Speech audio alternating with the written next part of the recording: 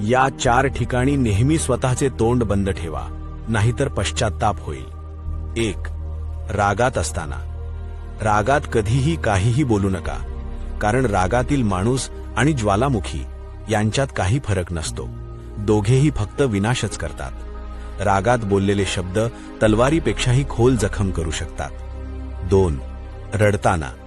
रडताना नेहमी शांत रहा, कारण वाहते पाणी तहान भागवते, पण वाहणारे डोळे लोकांची कमजोरी दाखवतात. जगाला त्या अश्रूंची किंमत कळत नाही.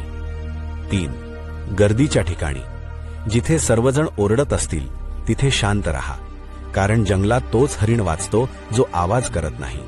गोंधळात तोच हुशार असतो जो शांत राहतो. 4. फसवणूक झाल्यावर.